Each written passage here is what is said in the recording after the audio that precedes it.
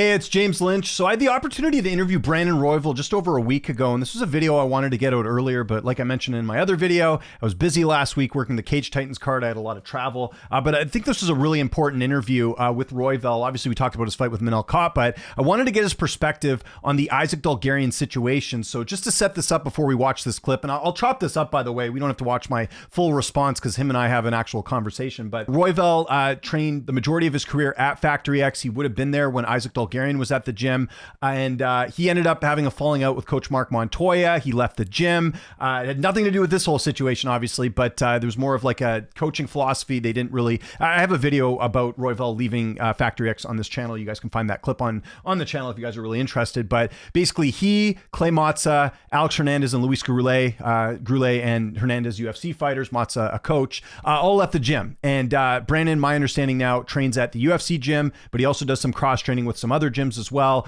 including he does some cross training with Corey Sandhagen and Justin Gaethje and a number of the other fighters in Colorado. Royval's kind of giving a perspective of a guy that used to train there, someone that's not that fond of Mark Montoya. So I was curious his thoughts on the involvement, because there's some talk out there that, you know, Dulgarian's team knew about this, or that Mark Montoya's on this. And even though Montoya did that interview with Ariel Helwani, you know, coming out and saying, I have nothing to do with this, you're still seeing people saying more people are involved. So I think Brandon can give a good perspective here, who's basically been removed from the situation for more than a year, right? He's been out of the gym. So here's what Brandon Royval had to say on the whole Isaac Dulgarian situation. And again, I'll cut this up so you guys don't have to watch the full response, because you guys hear me blabber on enough. So here's what Royval had to say. One of the things that you do here, and like I guess I don't know anything about betting. I lost $20 on Nick Diaz versus GSP when I was 16, and I've never been okay from that. So Yeah. betting on a fight is something. Losing that $20, I've never sat well with me. So I don't know much about betting, but I know that there was a lot of money kind of put on him or whatever. So it's like there's a lot of fishiness that came with it. I hope that his name gets cleared, but I mean, who really knows? And I don't know how long it takes to investigate anything like that. But I know, like, I was just hearing about some of the stories today at one of the gyms I train at, of like what the betting line was and how much money got put into it in a couple hours before. And it's like, doesn't sound, I don't know, it just doesn't sound like a situation that sounds normal, you know? So here's the part of the interview I asked him about Mark Montoya. Again, Royval and Montoya don't see eye to eye. They don't like each other. They don't follow each other on social media. So to me, this was an opportunity where Royval could have said something bad about Montoya because he has this bias against him, but instead he defends him. And I think this is really interesting because I see a lot of people saying, oh, the coach must have known and all this different stuff. And so Royval, in my opinion, good on him. He didn't have to say this. He actually went to bat for Montoya, even though I know they don't see eye to eye. And I'll go as far to say as I 100% know he's not involved in it. Like, I don't know if Isaac had anything to do with anything, and it's like really not my position to say. I don't know anything about that, and I don't know Isaac well enough to even speak as much to his character, because I was pretty much at the tail end of Isaac joining the team, of me leaving. He's always been cool to me. Like, I'll say that. It's like he's always been cool, and I've never had that red flags on him or anything. But I know Mark Montoya didn't do it, and I know anybody from Factory X didn't do it.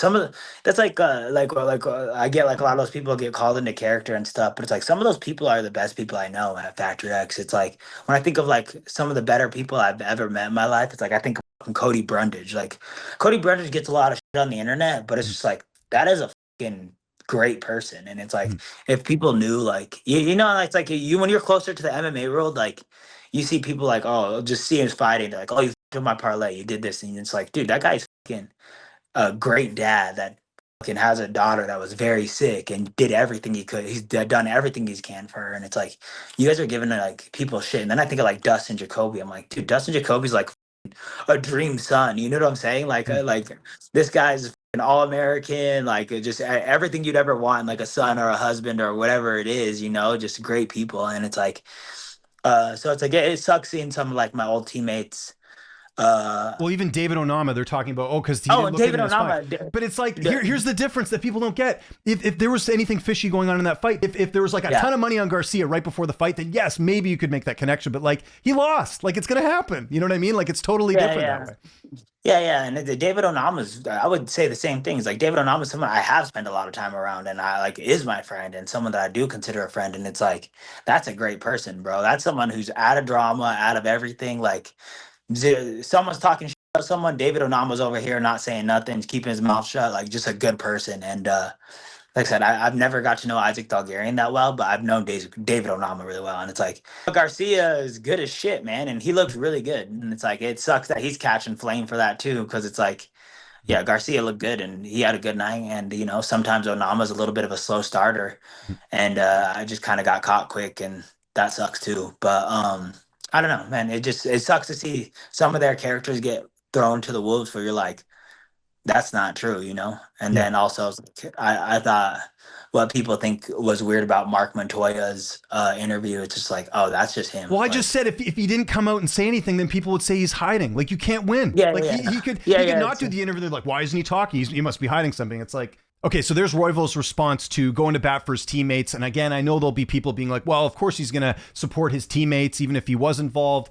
I don't know. He's not at the gym anymore. He doesn't have any affiliation with them. Again, I think Royval going to bat for these guys and talking about their character and all that just adds a bit more to this whole situation. I'm not saying they're not involved completely, or there's not, again, like nothing's been proven at this point, but it's good when you see a former teammate come out here and defend them, as opposed to going the other way and saying, yeah, you know what, I saw some shady stuff, right? Like, so that's something I just wanted to point out in this video, that because I see people saying that there's more people involved, that his teammates were involved in all this stuff. The fact that Royval comes out and says this, I think this is very good. So the last thing I asked Royval in this interview was, because there's all this narrative about, well, James Krause is connected to this because he's Dulgarian's former coach. There's been a lot of talk on the internet about all these fighters from Glory MMA going to Factory X. I wanted Royval to clarify this, because he would know better than anyone. He trained there, of how many people actually went from Glory to Factory X, because the way it's out on the internet right now, there's people acting like the whole team left and went there and that Krause was connected to everyone. But the reality is there was only, I think, 3 fighters that left and went there. So Royval clears this up here with his answer. Yeah. So I would say there's always just been a lot of cross training between us and yeah, but and no one Glory. like that was like a mainstay. Like Anthony Smith was never a mainstay at Glory. He's always a mainstay at Factory X with training with Krause, right? Was my understanding. Yeah. He'd go spend like a month at Glory or something like that. But like he would never be introduced coming into a fight being like Glory MMA fighter Anthony Smith. It's just he added Krause to his coaching thing. Yeah, that's all I wanted to clarify, because there's all these rumors out there that all these fighters left to go to Factory X, and it's like, I think there's 3, and Julian Marquez was only there for what, like 2 camps, and then he left to go to the lab, right? So. Yeah, so there you go. Royval again going to bat here. I'll say it one more time. Like, I'm not saying that the teammates aren't involved, but I think if you have a former teammate here in Royval, a guy who's never known to have any bad character, going to bat for these fighters, going to bat for the coach, I think this leads, a lot of strong evidence here that they weren't involved. And again, Dulgarian's his own man. He makes his own decisions. The UFC was aware of this apparently even before the fight happened. I just think Royval kind of adds some context that, Dulgarian probably had other people involved. It was just my guess, but I don't think it's other members at Factory X. And this just sort of leads to, all the conspiracies that a lot of fighters are doing shady stuff. I don't know about that. Again, I wanted to point this out because I think Royval's a high character guy. He's coming to bat here for his teammates and his coach, his former coach, I should say, his former teammates, I should say. So I thought this was a pretty good look. So I want to know what you guys think in the comment section below. What did you think of Royval's comments, kind of clearing some things up? Do you think his team is involved? Let me know, or not. Dulgarian's old team, I should say, Factory X. Do you think any of them are involved? Let me know. Follow me on Twitter, TikTok, Instagram, @Lynch on Sports. My name is James Lynch. Thanks so much for watching, and I'll see you next time.